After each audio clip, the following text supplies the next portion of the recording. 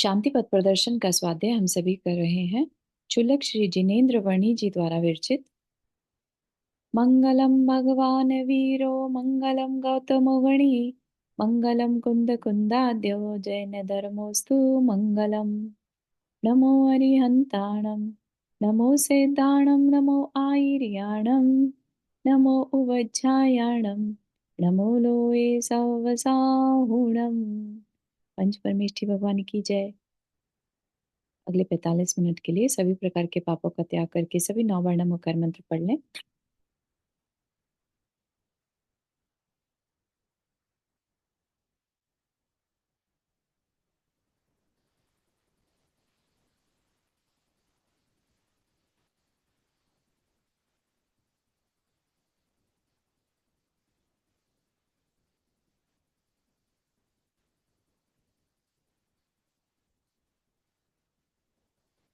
हम्म तो तीन प्रकार का जो हमारा पर है, स्व और पर क्या है ना? कोई बताना चाहेगा स्व और पर क्या है इस शास्त्र जी की अपेक्षा से? नंदा जी। हाँ, स्व तो सिर्फ चेतन है हम्म जो हमें दिखाई नहीं दे रहा है और मतलब चुपचाप अंदर बैठ के देख रहा है सब कुछ। हम्म और पर की परिभाषा तो दिन पे दिन बदलती जा रही है। इवन जो कार्बन शरीर है वो भी अब पर हो गया, शरीर भी पर हो गया। ठीक। और बाकी के जो रिश्तेदार घर वो है वो तो और जैसे लहर होती है ना, तो अंदर का एक सार और ये बाकी सारी चीजें उसके अराउंड लेयर सी बनती जा रही हैं पर की। बिल्कुल सही है, बिल्कुल सही है एक्चुअली। लेकिन पहले हम शायद इस नजर से नहीं देखते थे चीजों को, तो एक दृष्टि दे दी गई है। ठीक है ना? हम पहले जो पर है उसको भी खुद मानते थे, ये मैं हूं, है ना? अभी से कुछ समय पहले तक, जब से स्वाध्याय नहीं शुरू किया था, तब तक ये शरीर से ही हमारी पहचान थी कि ये मैं हूं। ठीक है ना? आज भी हम किसी अपेक्षा से ये कह सकते हैं ये मैं हूं। ठीक है ना? अपने विकारी स्वरूप की अपेक्षा, या अपने को पर मानते हुए, अपना ये मेरे से अलग है लेकिन कहीं ना कहीं मुझसे जुड़ा है। ठीक है ना? तो अपेक्षाएं लगाकर हम इस बात को कह सकते हैं। ठीक है। अब बात आगे चलती है। यहां तक तो हो गया सूक्ष्म दृष्टि होना संभव। ठीक है, उसके लिए हमारे अंदर सूक्ष्म दृष्टि का होना संभव है। एक ज्ञान में ही विवक्षावश, विवक्षा मतलब लॉजिकली, एनालिटिकली उसको जो एनालाइज किया। ठीक है। एक ज्ञान में ही, जो हम जिस तरीके से जान रहे हैं, उसी में ही स्व और पर का द्वैत उत्पन्न कराया गया। ठीक है। कि स्व क्या है और पर क्या है, हम एक साथ एक ही पर्सन या एक ही पदार्थ में देख सकते हैं। साधारण दृष्टि में तो स्व व पर की कल्पना अत्यंत स्थूल है, पर यहाँ स्व पर की व्याख्या अत्यंत सूक्ष्म है। साधारण दृष्टि में तो स्व व पर की कल्पना अत्यंत स्थूल है। साधारण दृष्टि मतलब जो मोटा मोटा जिसे कहते हैं ना, जो हमसे अलग है, वो तो हम एकदम क्लियरली हमसे अलग होगा तो ही हम कहते हैं ये पर है। राइट। लेकिन यहाँ स्वपर की व्याख्या अत्यंत सूक्ष्म है। किसे पर कहा जा रहा है?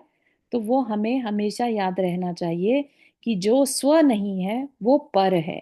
और स्व क्या है? जैसा अभी नंदा जी ने भी रिपीट किया, जो चेतना है, जो चेतन है, वो स्व है। जो जीव, प्योर जीव जो है, वो स्व है। ठीक है। पहले वाली स्थूल दृष्टि द्रव्यार्थिक नय की दृष्टि से है, पर यहाँ पर्यायार्थिक ऋजु सूत्र नय का विषय है। जिसकी अपेक्षा जो बालक है उसे बूढ़ा नहीं कहा जा सकता, और जो बूढ़ा है उसे बालक नहीं कहा जा सकता। जबकि जो बालक है और जो बूढ़ा है तो एक ही पर्सन। राइट। लेकिन उनकी अवस्थाएं अलग अलग होने से उसको उस समय पर वो पर्सन नहीं कहा जा सकता। राइट। जो आज बालक है उसको हम बूढ़ा नहीं कह सकते। ठीक है। किस अपेक्षा से? रुजु सूत्र नय की अपेक्षा से। ये एक कहने का तरीका है। ठीक है। नहीं तो हम ये कह सकते हैं कि ये बालक और बूढ़ा जो है ना, एक ही पर्सन है। ठीक है ना? पेड़ पेड़ है। राइट। एक पेड़ आम का है, एक पेड़ अनार का है, तो क्या कह देंगे? पेड़ है ना। लेकिन जब डिटेलिंग में जाएंगे तो कहेंगे ये आम का पेड़ है, ये अनार का पेड़ है। ठीक है। अब जो ऋजु सूत्र कहता है कि जो बालक है, ठीक है, माना उसमें वो जीव तत्व सेम है, वही बालक आगे चलकर बूढ़ा होगा, लेकिन आज वो बूढ़ा नहीं है, उसमें वो पर्याय आज नहीं है ना। तो इसलिए उसे आज की डेट में बूढ़ा नहीं कहा जा सकता।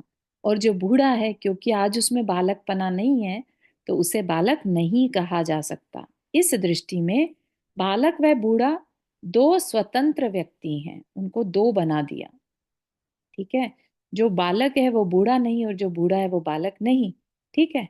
तो उस अपेक्षा से दो स्वतंत्र व्यक्ति, स्वतंत्र मतलब यहां पर ऐसा मत मानिए कि दो को बिल्कुल आइडेंटिकल टू पीपल बना दिए, नहीं। ज्ञान की अपेक्षा, जानने में बालक बालक की तरह दिख रहा है और बूढ़ा बूढ़े की तरह। ठीक है। तो ज्ञान के साथ तन्मय रहने वाला ज्ञाता व्यक्ति कोई और है, और बाह्य जगत के साथ तथा तत्संबंधी करने धरने रूप विकल्पों के साथ तन्मय रहने वाला कर्ता कोई और है। ये कुछ नया कॉन्सेप्ट दे दिया, ज्ञाता और कर्ता। ठीक है। आपने बहुत कुछ कईयों ने सुना होगा, ज्ञान धारा, कर्म धारा, ज्ञाता, ज्ञाता दृष्टा और करने वाला। ठीक है ना, कर्ता, मैं करता, राइट। तो ज्ञान के साथ तन में रहने वाला ज्ञाता व्यक्ति कोई और है। व्यक्ति मतलब यहाँ पर दृष्टि से ले लीजिएगा। ठीक है। दृष्टि में हमने उसे दो बना दिया। ठीक है। तो ज्ञान के साथ तन्मय रहने वाला जो चेतन है, जो देखने जानने वाला है, वो अलग है। और जो बाहर में डील कर रहा है, जो हमारा विभाव स्वभाव है, वो कोई और है, यानी वो अलग पर्याय है। ठीक है। इसलिए कहा जाता है जो ज्ञाता वह करता नहीं, और जो करता है वह ज्ञाता नहीं। बात समझ में आ रही है ये यहाँ पर?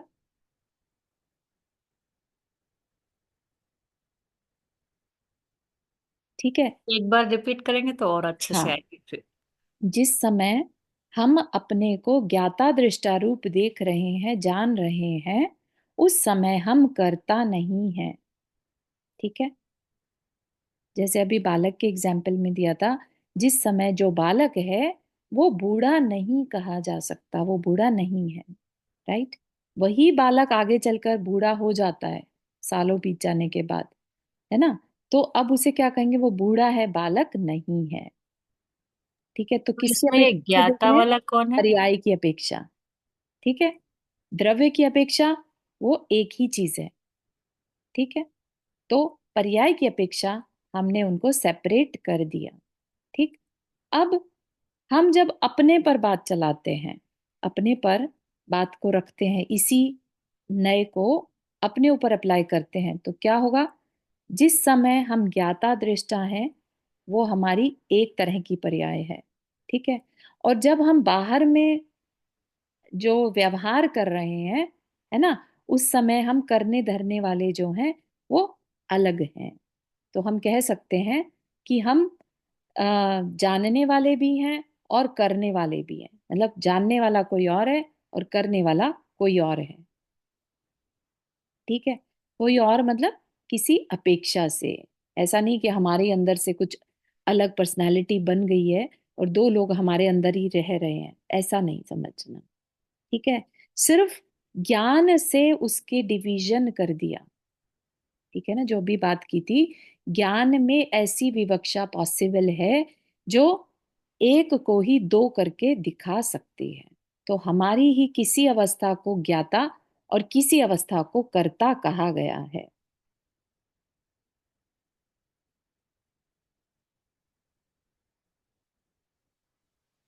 हुआ क्लियर? ठीक है। जिस बहुत समय अच्छा। हम जान रहे हैं, उस समय हम कर्ता नहीं है। हम जिस समय हम कर्ता है, उस समय हम ज्ञाता नहीं है। ठीक है। मतलब आपने बोला कि जब ज्ञान में ऐसी विभक्ता कर देता हूँ कि एक ही चीज दो दो तरह से बता सकते हैं एक ही चीज को, हाँ। तो वो मतलब। देखो, आप जिस समय जान रहे हैं कोई चीज को हाँ। एज अ प्योर चेतना, हम्म। ठीक है, आपको अपने आप को कंप्लीटली पर से अलग करना होगा। करेक्ट। जब जान रहे अपन तो अपन पर से अलग हो गए। अपने हाँ। को स्व जान रहे हैं, हाँ, तब तो पर से कब अलग जान हुआ। पाएंगे स्व? जब पर से अलग अलग करेंगे। होंगे तो। हाँ। ठीक है। हाँ। स्व। तो जिस समय हम स्व में हैं उस समय हम पर नहीं हैं। करेक्ट। ओके। लेकिन पर ये दोनों पर मिली जुली पर अवस्था का है, जो पर दोनों की सूक्ष्म तो रूप हमेशा। है, पर का जो सूक्ष्म रूप है, जो वहां पर हम विकल्प करने वाले, इच्छाएं करने वाले, है ना, वो भी तो हम ही है ना। हम्म। कहते हैं ना हम ही है, वो भी कोई और तो नहीं है। लेकिन वो जो हम हैं वो पहले वाले स्व नहीं रहे अब। अच्छा, मिला जुला हो गया इसलिए आप समझ गए। है ना। हाँ। हाँ। अब हम कौन हो गए?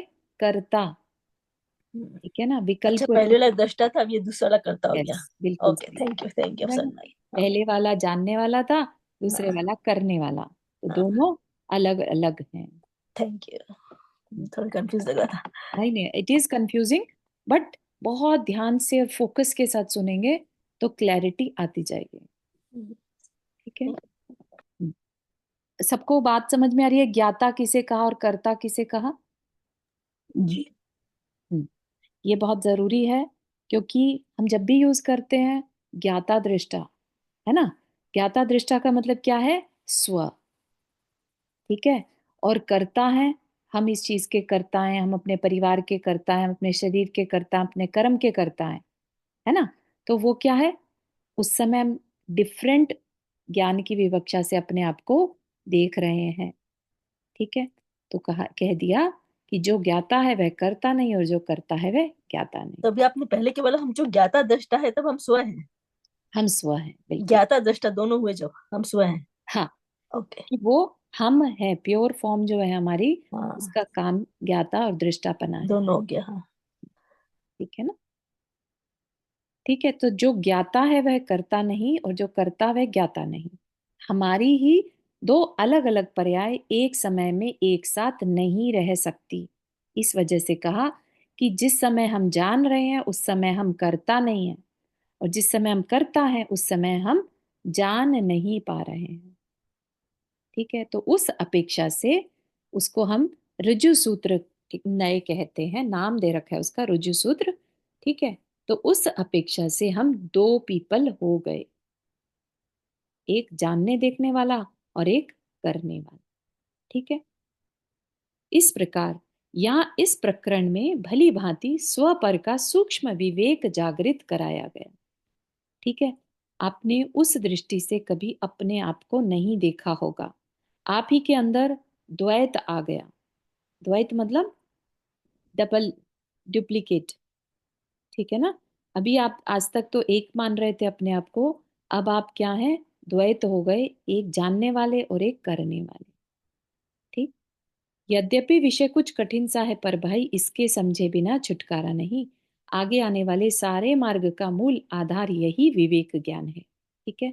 इसीलिए इसको इतने अच्छे से बताने का, समझाने का प्रयत्न किया गया कि एक बार आपकी फीलिंग में आ जाना चाहिए ये चीज। आप स्व हैं तो कैसे हैं? ज्ञाता दृष्टा हैं। आप पर में आ जाए तो आप करने धरने वाले। ठीक है ना। और वो करना धरना कैसे है? कार्मिक शरीर के कारण हम जो विभाव रूप धारण कर लेते हैं, है ना, मैं गुस्सा करने वाला, मैं ये करने वाला, मैं वो करने वाला, तो जो हम ये कर्तापने में आ जाते हैं तब हम कोई और बन जाते हैं। ठीक है। अतः जिस किस प्रकार भी तू इसे तू अवश्य समझ और जीवन के 24 घंटों की प्रवृत्तियों में इस सिद्धांत को विचारणा का विषय बनाने का प्रयत्न कर। शांति पथ का यह प्राण है, इसके बिना संपूर्ण धार्मिक अनुष्ठान विफल निष्फल है। षटकार की स्वतंत्रता। शांति पथ की सिद्धि के अर्थ जीव अजीव तत्वों की बात चलती है, उनकी। अच्छा, अब बात चल रही है षटकार की स्वतंत्रता। ये एक कॉन्सेप्ट है किसके लिए? कि ये जो जीव तत्व है ये अजीव के अधीन कैसे बन गया। ठीक है ना। हम जब बोलते हैं ना कि कर्म हमारे जुड़ गए, अब कर्म के भरोसे हैं, कर्म हमें डिसाइड कर रहे हैं हमें क्या करना, हमें क्या बनना, है ना। हमारा आयु कर्म डिसाइड करता है हम किस पर्याय में जाएंगे। राइट, हमारी जिंदगी में क्या होने वाला है, तो ये सब कर्म डिसाइड कर रहे हैं। तो ये कैसे पॉसिबल हो गया, क्या हो गया ये? ठीक है, तो ऐसा क्या सिचुएशन है कि एक दूसरे के अधीन हो गए? ठीक है ना, यहाँ पर हमने देखा था, जो हमारा क्वेश्चन है नेक्स्ट, उसका आंसर किया जाएगा यहाँ पर, कि अति महिमावंत तथा स्वतंत्र चेतन तत्व होते हुए भी मैं इस जड़ या अजीव तत्व के अधीन कैसे बन बैठा, और हजार प्रयत्न करने पर भी इसके चंगुल से छुटकारा संभव नहीं हो पा रहा है। ये बात हर एक के मन में आती है कि नहीं? बिल्कुल आती है। और एक बार तो हमसे, मैं पढ़ाती थी जब हम मंदिर हम्म। में, तो एक सेकंड ग्रेडर ने ये पूछा कि जब आदमी निगोद से आता है या एक इंद्रिय होता है तो वो ऐसे क्या कर्म कर देता है, गलतियां कर देता है कि वो भवसागर में घूमता रहता है। हम्म, तो ये बात सबके ही मन में आती है कि क्या यो क्यों हमारी जो चेतन है वो कर्मों के अधीन हो गई शुरू से ही। बिल्कुल सही है, शुरू से ही है, अनादि से, उसका तो कोई जवाब ही नहीं है ना। लेकिन हमें अभी बात जो चल रही है वो ये है कि हाँ, इन कर्मों के अधीन क्या वास्तव में हम हैं? ठीक है, तो उसी को एक्सप्लेन करने के लिए कहा षटकार की स्वतंत्रता। ठीक है, तो ये कॉन्सेप्ट है, इसको हम समझेंगे। शांति पथ की सिद्धि के अर्थ जीव अजीव तत्वों की बात चलती है। उनकी मिली जुली अवस्था में विवेक उत्पन्न करने के लिए कुछ प्रश्नों पर विचार किया जा रहा है। ठीक है, तो जीव और अजीव दोनों की मिली जुली अवस्था है, ये सब जानते हैं, राइट। उस पर कुछ प्रश्नों का विचार किया जा रहा है, जो हमने अभी अभी पढ़े ऊपर। सत असत विवेक और स्व पर विवेक विषय पर प्रश्नों का समाधान हो जाने के उपरांत अब तीसरा प्रश्न आता है, यह कि अति महिमावन तथा स्वतंत्र चेतन तत्व होते हुए भी मैं इस जड़ या अजीव तत्व के अधीन कैसे बन बैठा, और हजार प्रयत्न करने पर भी इसके चंगुल से छुटकारा नहीं हो रहा। प्रश्न बड़े महत्व का है, इस पर विचार करते हैं। अभी अभी तीन कोटि के पर पदार्थ बताए गए हैं। पर पदार्थ मतलब, पर स्व तो है चेतन, राइट, और पर तीन कैटेगरीज बताई थी। एक तो जो कंप्लीटली सेपरेट हैं, जैसे धन आदि, कुटुंब आदि। ठीक है, फिर दूसरा वो जो हमारे साथ एकमेक है, स्थूल शरीर। ठीक, और तीसरा जो मेरे साथ कुछ तन्मय सा दिखने वाला राग द्वेषात्मक सूक्ष्म शरीर, जिसकी वजह से हमारे अंदर निरंतर थॉट्स होते हैं, इच्छाएं होती हैं, हमारी मन करता है, कुछ कहता है, राइट। ये सब क्या है? ये हमारा राग द्वेषात्मक सूक्ष्म शरीर। यह तीसरा शरीर ही मेरा वास्तविक बंधन है, न कि धन कुटुंब, और न ही यह स्थूल शरीर। क्योंकि जब मरण होता है तो धन कुटुंब भी यहीं छूट जाता है और स्थूल शरीर भी यहीं छूट जाता है। क्या रह जाता है? हमारे राग द्वेष रूपी जो सूक्ष्म शरीर है, कार्बन शरीर जिसे कहते हैं, वही हमारे साथ आगे जाता है, और वही डिसाइड करता है हम आगे किस पर्याय में जाने वाले हैं, कैसा शरीर मिलेगा, कैसी हमारी आयु होगी, कैसा हमारे सुख दुख होंगे, सब कुछ वह डिसाइड करता है। ठीक है, तो इससे मुक्त होने के लिए, इससे मुक्त होना है, राग द्वेषात्मक सूक्ष्म शरीर, इससे मुक्त होने के लिए मुझे ज्ञान होना चाहिए कि इसकी मेरे अंदर उत्पत्ति किस प्रकार व किस कारण से होती है। इसी का उत्तर आज चलेगा। ठीक, सबके अंदर क्यूरोसिटी आ रही होगी। क्षेत्रावगाही क्या है? क्षेत्रावगाही मतलब एक ही क्षेत्र में रहने वाले, जैसे शरीर है ना, शरीर और चेतन एक ही जगह पर है ना। हम्म। ऐसा नहीं, जैसे आपका मकान है, आप बाहर खड़े हैं, तो आपका मकान आपके सामने है, आपसे अलग है ना। तो भिन्न क्षेत्रावगाही, भिन्न है, आपसे अलग है। क्षेत्र मतलब जिस जगह है वो एरिया। आपसे अलग है ना। और एक ही जगह क्षेत्र हो तो उसको क्या कहेंगे? एक क्षेत्रावगाही, यानी एक मेक हो रखा है। ठीक है, दो दिए ना, दो, एक क्षेत्र का वही, एक दूसरा एक भिन्न, क्षेत्रावगाही। हाँ, भिन्न क्षेत्रावगाही और एक क्षेत्रावगाही। ठीक ओके। है, थैंक यू। ठीक है।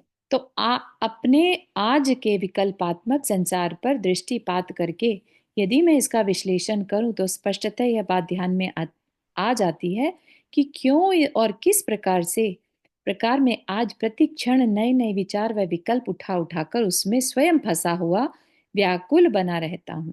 ठीक है, तो अभी फोकस किसके ऊपर करना है? राग द्वेषात्मक सूक्ष्म शरीर, जिसके कारण हमारे अंदर नए नए विचार और विकल्प आते हैं, और नए नए विचार विकल्प आते हैं तो हम और ज्यादा अपने आप को व्याकुल और फंसा हुआ महसूस करते हैं। ठीक है, तो कहा कि इन विकल्पों का मूल वास्तव में शरीर है, क्योंकि जितने भी विकल्प हो रहे हैं वे सब इसकी इष्टता के लिए हो रहे हैं। क्योंकि हमारे पास ये शरीर है तो इस शरीर के कारण, शरीर निमित्त है और हमारे अंदर इसके कारण विकल्प हो रहे हैं। ठीक, जैसे एग्जाम्पल समझा रहे हैं, मेरे आज के विकल्पों में मुख्य क्या है? धन उपार्जन का विकल्प है। जो करने धरना है वो सब इस शरीर के कारण हो रहा है। ठीक है, वो अलग बात है कि शरीर किस कारण है? हमारे सूक्ष्म शरीर के कारण, ये जो मूल शरीर मिला हुआ है हमें। ठीक, और इस शरीर के कारण हम संकल्प विकल्प इष्ट अनिष्ट करते हैं। ठीक, तो इस शरीर के कारण ही हम धन उपार्जन का विकल्प करते हैं। पेट भरना है, भूख लगी है, राइट, इसको ठंड लगी है, कपड़े चाहिए, ठीक है ना, तो ये सब चाहिए तो क्या करना पड़ेगा? धन उपार्जन करना पड़ेगा। इस शरीर के लिए ही हम अपने बाकी संबंध बनाते हैं। इस शरीर को अकेले रहना पसंद नहीं है तो हम परिवार एक्सपैंड करते हैं, राइट। धन उपार्जन की इच्छा केवल पंचेंद्रिय विषयों की पूर्ति के लिए है तथा पंचेंद्रियों का आधार यह शरीर है। इसी प्रकार धन उपार्जन कुटुंब पालन के अर्थ भी है तथा कुटुंब पालन भी इसलिए है कि उसको मैं इस शरीर का रक्षक व वृद्धावस्था में इसका सहायक मानता हूँ। ठीक है, कुटुंब का मैं करने वाला और कुटुंब मेरे लिए, ठीक है ना, मैं कुटुंब का पालन करता हूं और कुटुंब मेरे इस शरीर का रक्षक और वृद्धावस्था में सहायक होता है। इन विषयों में कुटुंब में या धन उपार्जन में बाधा पड़ जाने पर मुझे चिंता होती है। उन चिंता की निवृत्ति के लिए मैं और विकल्प करता हूँ, है ना। समझ रहे हैं किस तरह से हमने जाल बुनना शुरू कर दिया? किसके लिए? इस शरीर के कारण।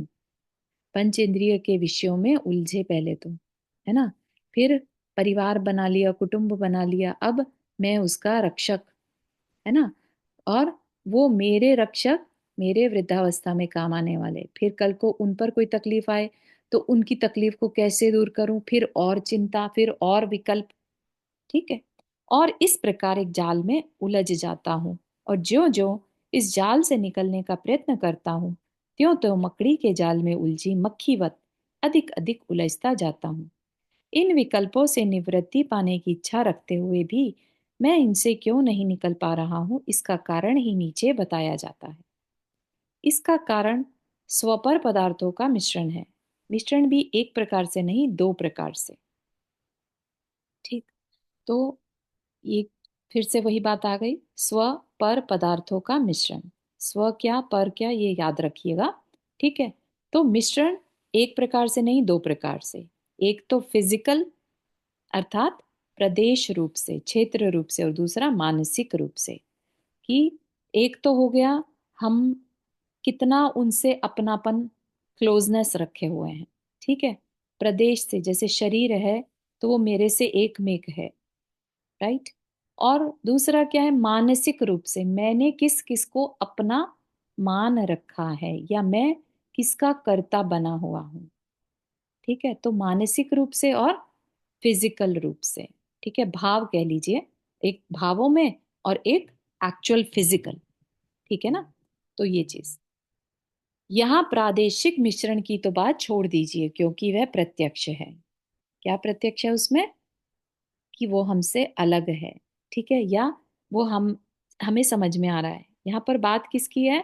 मानसिक मिश्रण की बात विचारणीय है, क्योंकि प्रादेशिक मिश्रण मेरे लिए विशेष बाधा कारक नहीं है। मानसिक मिश्रण ही मुख्य बाधक है जो मेरी शांति को घात रहा है। ठीक है, तो सब डिस्कशन का आधार क्या है? शांति। क्या है जो मेरी शांति को इम्पैक्ट किए हुए है? ठीक है।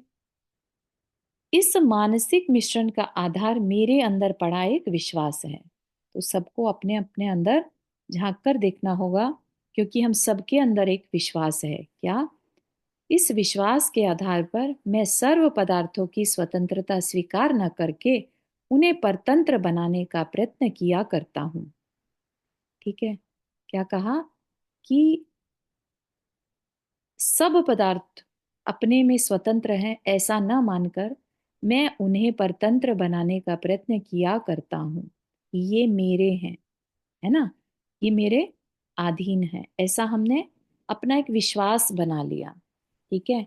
तो हम अपने उस विश्वास के कारण हर चीज जो भी हमें ठीक लगती है, या वो हमारे किसी प्रक्रिया या अवस्था विशेष के कारण हम उसे अपने अधीन मानने लगते हैं। ये मेरी स्त्री है, ये मेरा बालक है, ये मेरी जॉब है, ये मेरा घर है ना, मुझे इसकी टेक केयर करनी है, मेरे बिना ये नहीं चल सकता। ये क्या है? ये हमारे अंदर पड़ा एक विश्वास है। हमने क्या किया? पदार्थ को अपने अधीन मान लिया। ठीक है। उसकी परतंत्रता को ही मैं भ्रमवश अपनी स्वतंत्रता समझता हूँ। ठीक है। कि वो मेरे अधीन है, मैं उनका स्वामी, तो मैं स्वामी हूं तो मैं स्वतंत्र हूं। बात केवल इतनी ही नहीं है, मैं अपनी स्वतंत्रता को भी स्वीकार नहीं करता, इनको परतंत्र मान बैठता हूं। मैं व्यक्तिगत रूप से अकेला ही ऐसा कर रहा हूं, ऐसा भी नहीं है। आप सब तथा सर्वलोक के अनंत अनंत प्राणी भी उसी विश्वास के अधीन प्रवृत्ति कर रहे हैं। हम्म, वर्षा जी आपने हाथ रेस किया। जी, जय जिनेन्द्र। जी। तो ये जो मान रहे हैं हम्म। मेरे अधीन है, तो वो मिथ्या की कोटि में आएगा? नहीं, मिथ्या की कोटि में तो नहीं आएगा। एज अज्ञान लॉन्ग है एज तो हम करते हैं, लेकिन अभी पता है तो अज्ञान हम वश, हाँ। फिर भी करते हैं, राइट? पता भी चला तो भी हम हो करेक्ट। जाता है, मतलब हमसे करेक्ट। तो तो ये मिथ्या की मिथ्यात्व की कोटि में। कैटेगरी में तो नहीं आएगा, as long as we know कि स्व क्या है और पर क्या है।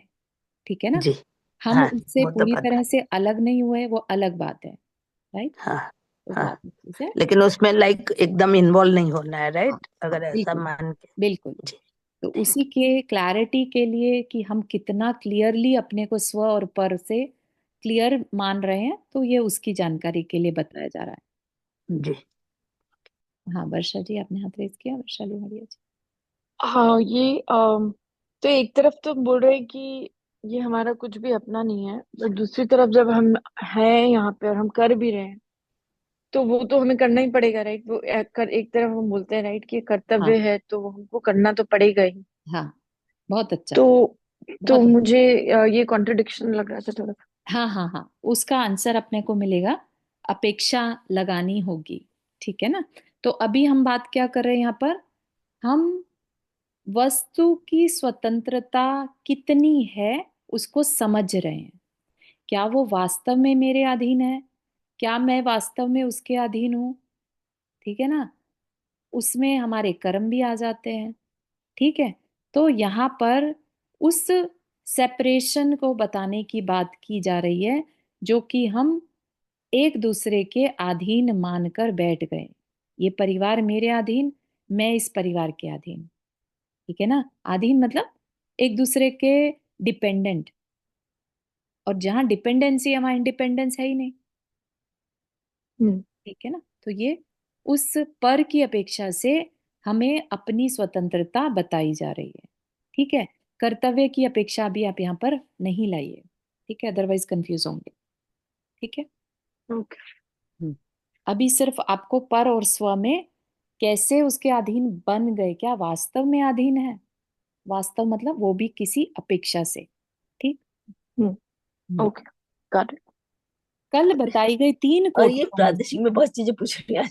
ये प्रादेशिक मिश्रण मेरे लिए विशेष बाधा का नहीं है, लेकिन मानसिक मिश्रण बाधा का है। ऐसे क्यों, मतलब बोला सर, डिफरेंस क्या हुआ से? मानसिक प्रादेशिक। मिश्रण इसलिए कि जो चीज मेरे से अलग है, प्रदेश मतलब क्षेत्र, जो अभी कहा था ना भिन्न हाँ क्षेत्रावकाश, हाँ हाँ। वो तो दिख रहा है, दूर दूर है ना। हम्म, उससे तो बात फिर भी समझ में आती है। जो प्रॉब्लम दे रहा है वो क्या है? विशेष बाधा नहीं है, बाधा तो है लेकिन विशेष नहीं, राइट। हम्म, मुख्य बाधा कहाँ है? हमारी सोच, मानसिक हमारी मिश्रण। अंडरस्टैंडिंग, ठीक है ना। तो उस अंडरस्टैंडिंग को बताया जा रहा है कहाँ गड़बड़ हो रही है, ठीक है। हम्म, क्या है वो विश्वास हमारे अंदर जो गड़बड़ कर रहा है, ठीक है। तो क्या बताया कि मैं सर्व पदार्थ की स्वतंत्रता स्वीकार नहीं करता। आप देखिए उसको आगे चल के बहुत हाँ अच्छा हाँ हाँ हाँ हाँ, बताने वाले हैं, अच्छा ठीक है, ठीक है। बताइए। तो तीन कोटि सबको याद रहेंगी। पहली स्थूल, दूसरी सूक्ष्म और तीसरी अति सूक्ष्म। स्थूल में जो क्षेत्र भिन्न क्षेत्रावगाही हैं जो मुझसे टोटली परे अलग हैं, राइट। सेकंड मेरा शरीर और तीसरा मेरा राग द्वेषात्मक सूक्ष्म शरीर, ठीक। तो जो तीन कोटि से प्रथम दो कोटि के पर पदार्थों को मैं अपने अधीन तथा अपने को उनके अधीन मान बैठा हूं। प्रथम दो कोटि कौन सी? जो सूक्ष्म और जो शरीर है ना, सॉरी, जो स्थूल है और जो शरीर है, उनको मैं अपने अधीन और अपने को उनके अधीन। ये मेरा पैसा, मैं पैसा कमा रहा हूं, ठीक है ना। इसी प्रकार से वे पर पदार्थ भी मुझे अपने अधीन और अपने को मेरे अधीन मान बैठे हैं। अर्थात मेरे किए बिना उन पर पदार्थों का कोई भी कार्य नहीं चल सकता और उनकी सहायता के बिना मैं कुछ नहीं कर सकता। मेरी प्रेरणा पाकर ही वे चित्र विचित्र कार्य कर रहे हैं और उनकी प्रेरणा पाकर ही मैं यह विकल्पात्मक राग द्वेष आदि कार्य कर रहा हूं। मेरे पाले बिना कुटुंब का पोषण नहीं हो सकता और कुटुंब की सहायता के बिना मैं जीवित नहीं रह सकता। मेरे हिलाए बिना शरीर हिल नहीं सकता और शरीर की सहायता के बिना मैं जान नहीं सकता।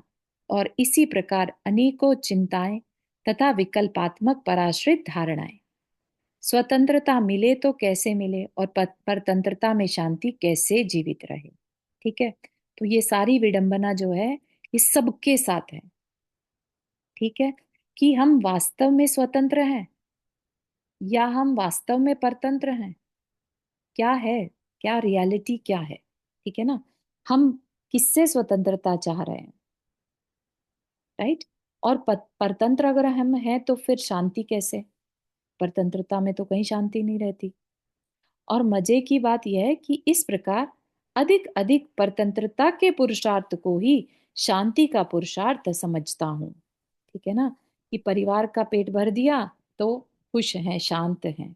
वो वाली बात आ गई जो शांति की हमने चार कैटेगरीज बताई थी। हम क्या कर रहे हैं? हम पहली तीन कैटेगरीज को ही शांति माने हुए हैं। जो चौथी शांति है वो क्या बताई थी? आत्म शांति।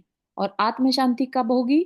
जब हम स्व में होंगे, ज्ञाता दृष्टा होंगे, तब जाके हमारी वो रियल शांति हम महसूस कर सकते हैं, जहां कुछ करना धरना है ही नहीं, ठीक है ना। लेकिन हमारा जो आ, बुद्धि है वो कहती है ऐसे कैसे नहीं करना कुछ, हमारे करे बिना काम कैसे चलेगा, परिवार कैसे चलेगा। जैसा कि अभी वर्षा जी ने पूछा, है ना, कंफ्यूजिंग लग रहा है, ठीक है ना। तो अभी उस कंफ्यूजन को बने रहने दीजिए, ठीक है। अभी यहाँ पर क्या कहा? अधिक अधिक भोगों की प्राप्ति से शांति मिलेगी, ऐसी हमारी मान्यता है। भोगों की प्राप्ति शरीर की क्रिया से होगी, शरीर की क्रिया को मैं करूंगा, इस प्रकार मैं अपनी शांति का वेदन कर लूंगा। अतः मेरा सारा पुरुषार्थ शांति के लिए ही तो है। तो ये क्या है? ये हमारा एक विश्वास है, हम सबके अंदर है, राइट। कि हम जो कुछ कर रहे हैं शांति के लिए तो कर रहे हैं। अच्छा कंफर्टेबल लाइफ अपने परिवार को दे रहे हैं तो हमें अच्छा लगता है, हमें शांति मिलती है ना। तो प्रॉब्लम कहाँ आ रही है? एक तो शांति की पहचान में ही प्रॉब्लम है, राइट। और फिर शांति हमारा अपना स्वभाव है, तो अपना कौन? तो स्व की जानकारी होना जरूरी है, ठीक। हे शांति भंडार चिदानंद भगवान, शांति तो स्वतंत्रता में बसती है, परतंत्रता में नहीं। अब इस परतंत्रता को छोड़ स्वतंत्र दृष्टि उत्पन्न कर, जिसमें प्रत्येक पदार्थ जड़ हो कि चेतन, स्व हो कि पर, स्वतंत्र दिखाई देने लगे। कैसी दृष्टि उत्पन्न कर? कोई और कुछ करने को नहीं कह रहे हैं, सिर्फ दृष्टि कह रहे हैं, समझिएगा, आपको ये नहीं कह रहे आप घर छोड़ के अलग हो जाओ तब जाके सृष्टि आप स्वतंत्र हो, उस स्वच्छंदता की बात नहीं कर रहे, है ना। आप सब कुछ छोड़ दो और फिर कहो मैं स्वतंत्र हूं, अब मैं शांत हूं। नहीं, वो तब भी नहीं होगा जब तक कि हमारे अंदर वो दृष्टि नहीं है। ठीक है, तो स्वतंत्र दृष्टि उत्पन्न कर जिसमें प्रत्येक पदार्थ, चाहे वह जड़ हो चेतन स्व हो, पर स्वतंत्र दिखाई देने लगे। ठीक है ना, ये हमारे ज्ञान की एक क्वालिटी है, जो जैसा हम देखना चाहें हम देख सकते हैं। तो यहाँ पर आपको डिफरेंट दिखाने की कोशिश की जा रही है। ठीक है, सुन सुनाकर या पढ़ पढ़ाकर यह कह देना पात्र पर्याप्त नहीं कि हाँ हाँ सर्व पदार्थ स्वतंत्र हैं, कोई किसी का नहीं, मैं पृथक हूँ, शरीर पृथक है इत्यादि, है ना। जब हमें सम्यक दर्शन की बात की जाती है तो हम फट से कह देते हैं हाँ मैं अलग, शरीर अलग। लेकिन मैं वर्ड जो हमने कहा, स्व, जानने वाला, राइट, अपने आप को पृथक देख पाता हूं कि नहीं, फील कर पा रहा हूं कि नहीं। ठीक है ना, तो सुन सुनाकर या पढ़ पढ़ाकर ये कहना इनफ नहीं है कि मैं अलग, शरीर अलग। अगर ऐसा कहते हैं अलग कुछ है तो फिर वो स्वतंत्र होना चाहिए, राइट। स्वतंत्र हम मानते नहीं है। ठीक है ना, तो उसको इतना स्वतंत्र हम मान सकते हैं क्या, पा सकते हैं स्वतंत्र इतना? ठीक है ना, हम कह भले ही रहे हैं कि हाँ मैं अलग, शरीर अलग। ठीक है ना, दो द्रव्यों की पृथकता का अर्थ इतने पर से ही समाप्त नहीं होता था कि उनकी स्वतंत्र सत्ता स्वीकार कर लें। ठीक है, स्वतंत्र सत्ता स्वीकार कर ले मतलब जो है सब अपने आप में स्वतंत्र है। हमारे विचारों से हमने उसे अपने अधीन बना रखा है, मान रखा है। ठीक है ना, मैं इस शरीर का करने वाला, ये शरीर मेरा, मैं इसकी टेक केयर करने वाला। ठीक है ना, तो ये चीजों में क्लैरिटी जब आएगी हमें जितनी, हम उतना ही स्व और पर को समझकर, ठीक है, और तत्व श्रद्धान कर पाएंगे कि वास्तव में जीव क्या और अजीव क्या। अजीब यहाँ पर कितनी डीपली हमारे साथ घुसा हुआ है, आप देख रहे हैं। जो पर है वो अजीब है। ठीक है ना, तो जो तीन कैटेगरी के पर बताए उसमें से दो तो हमें समझ में आ रहे हैं, तीसरा जो है हम उसे पर मानने को तैयार नहीं होते। ठीक है ना, तो उसमें हमें जितनी क्लैरिटी आती जाएगी तो हम कह सकते हैं कि हाँ हम जानते हैं जीव क्या है और अजीब क्या है ना। और तभी हम उसका आश्रव, संवर, निर्जरा आदि को अलग अलग देख पाएंगे। ठीक है ना, कि ये आश्रव कहाँ हो रहा है, कारण क्या है, ये सब चीजें क्लियर हो जाएंगी। आगे आगे सारे विषयों को, तत्वों को बताया जाएगा, आश्रव, बंध, संवर, निर्जरा आदि को। लेकिन उसके लिए सबसे इंपॉर्टेंट जो जीव और अजीव है, वो उनकी पहचान हमें क्लैरिटी के साथ है कि नहीं। ठीक है ना, उस पे बात चल रही है। तो कहा कि दो द्रव्यों की पृथकता का अर्थ इतने पर से ही समाप्त नहीं होता कि हम उनकी स्वतंत्र सत्ता स्वीकार कर लें। हाँ ठीक है, मैं अलग, शरीर अलग। नहीं, सत्ता त्रयात्मक होती है। त्रयात्मक मतलब उत्पाद, व्यय, द्रव्य, स्वरूप, अर्थात बराबर बनी रहते हुए भी बराबर बदलते रहना उसका काम है। हर एक सिचुएशन जो है वो अपने आप में ही उत्पाद, व्यय और द्रव्य को लिए हुए है। यह बात आगे बताई जाने वाली है। स्वभाव किसी दूसरे की सहायता नहीं मांगता। स्वभाव किसी दूसरे की सहायता नहीं मांगता, इसका मतलब स्वभाव स्वतंत्र है। कैसे? तो एग्जाम्पल दिया जल का। ठीक है, जल को शीतल बनाने के लिए किसी दूसरे पदार्थ की आवश्यकता नहीं है। जल को आप सिर्फ उसके साथ जो मिलावट हो रही थी, है ना, जो उसका विभाव था, अग्नि थी, उससे अलग कर दिया तो अब उसको ठंडा करने के लिए कुछ मिलाने की जरूरत नहीं, अपने आप जल शीतलता की ओर जाता है, अपने आप। तो यहाँ पर वो अपने आप जाना क्या हो गया, वो उसका स्वभाव हो गया, उसको किसी दूसरे की सहायता नहीं है। सत्ता को उसी समय स्वतंत्र माना जा सकता है जबकि इसके तीनों अंश को स्वतंत्र मान लिया जाए, अर्थात उनका बदलते रहना भी स्वतंत्र है ना, उनका बने रहना भी स्वतंत्र है, यानी उत्पाद व्यय द्रव्य तीनों अपने आप में स्वतंत्र हैं। ठीक है, अभी हो सकता है थोड़ा सा हार्ड लग रहा हो, धीरे धीरे और आगे चलेंगे तो बात समझ में आ जाएगी।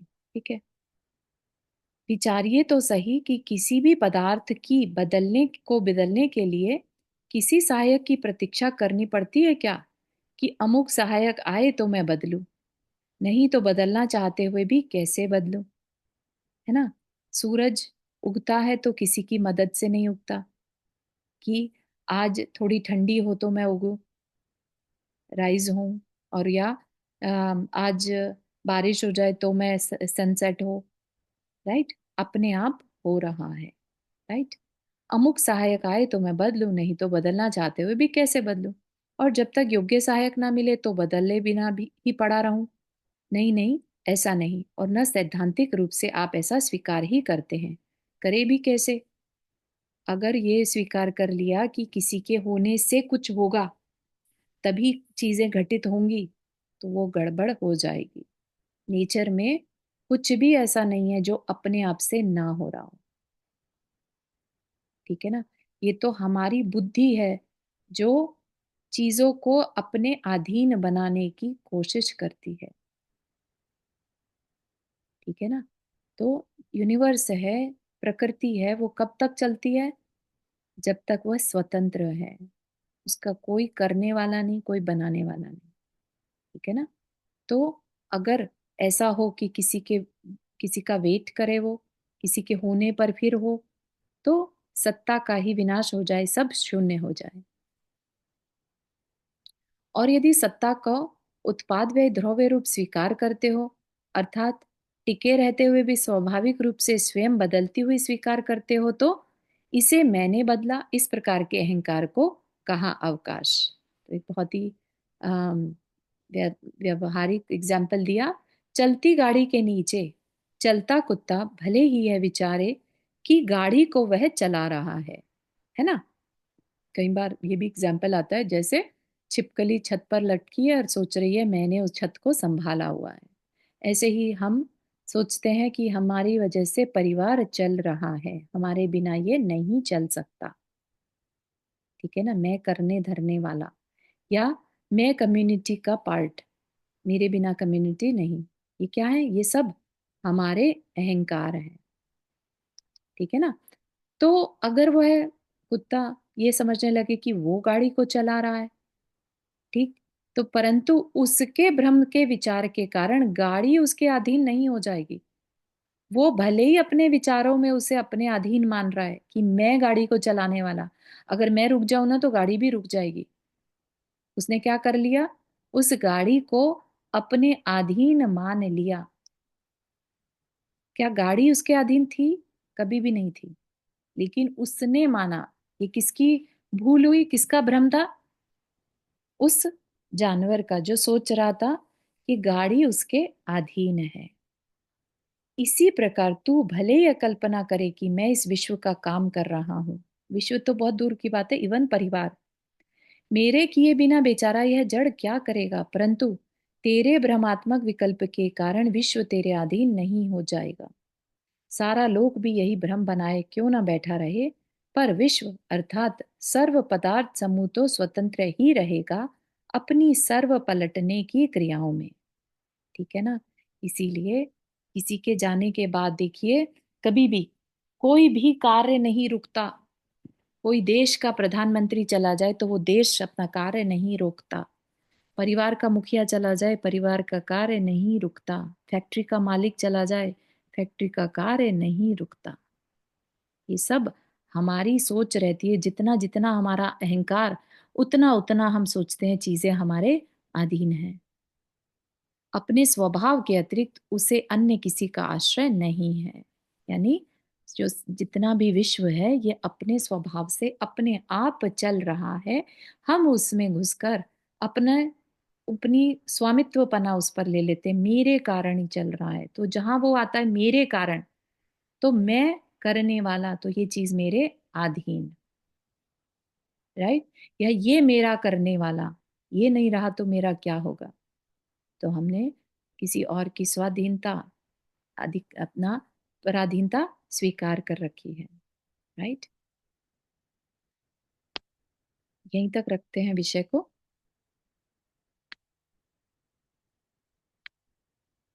है ना, एक लाइन बस ये कहना चाहूंगे। उपरोक्त सर्व वक्तव्य पर से मेरा प्रयोजन केवल यह सिद्ध करना है कि किसी दृष्टि विशेष से देखने पर प्रत्येक पदार्थ जड़ हो कि चेतन अपना अपना कार्य करने को पूर्ण स्वतंत्र है। यहाँ पर ये बात ध्यान रखिएगा, किसी विशेष दृष्टि से, ठीक है। यहाँ पर हर जगह अगर क्लैरिटी चाहिए, क्योंकि ये विषय ऐसा है कि आप कहीं पर भी कंफ्यूज हो सकते हैं, तो हमेशा अपेक्षा लगाकर चलिएगा। किसी दृष्टि से प्रत्येक पदार्थ, चाहे वो जड़ हो या चेतन, अपना अपना कार्य करने को पूर्ण स्वतंत्र है। तो उसका कार्य था क्या, चेतन का कार्य क्या था और जड़ का कार्य क्या था, तो बता दिया ऊपर, उत्पाद व्यय द्रव्य, ये उसका कार्य था, है ना। अब वो कार्य तो होना है, चाहे उसमें थोड़ा हो चाहे ज्यादा हो, होता रहेगा, ठीक है ना। निमित्त मिले तो अच्छा, नहीं मिले तो काम तो होगा, ठीक है ना। तो इसको और अपन कंटिन्यू करेंगे, आप इस पर विचार कीजिएगा। बहुत अच्छे से समझ आया, एकदम क्लियर कर दिया आपने। बहुत बढ़िया। अगर ये आपको अच्छा बातें लगा। समझ में आ रही है ना, तो आप देखिएगा कि आपका मतलब काफी जीने दिन का बाद तरीका ज्वाइन बदल। हुई तो मुझे भी अच्छा लगा आज। Very nice. Thank you. जी, ठीक है। आपने आखिरी लाइन क्या बोली थी, जो दृष्टि विशेष से अपने को देखना है? दृष्टि, हाँ, किसी दृष्टि विशेष से देखने पर, है ना। अभी अब जैसे, अच्छा लगा ना। हाँ, वर्षा लुहाड़िया जी ने पूछा कि अरे ऐसा हो गया तो हम परिवार में कैसे रहेंगे, हम तो परिवार का करने वाले हैं, हमारे बिना परिवार। तो वो व्यवहार की दृष्टि है। यहाँ पर क्या बात चल रही है, यहाँ पर अभी निश्चय की दृष्टि से, है ना। हम कौन, हम तो ज्ञाता दृष्टा, ठीक है ना। हम क्या किसी का कुछ करेंगे, हम तो सिर्फ देखने जानने वाले हैं, ठीक है ना। उस दृष्टि को यहाँ पर यूज करना, ठीक। चलिए, जिनवानी स्तुति। जा वाणी के ज्ञान से सूझे लोकालोक, सो वाणी मस्तक धरो सदा दे तो दोख। हे जिनवाणी भारती तो ही जपो दिन रैन, जो तेरा शरण आ गए सो पावे सुख चैन। नौ वर्णम कर।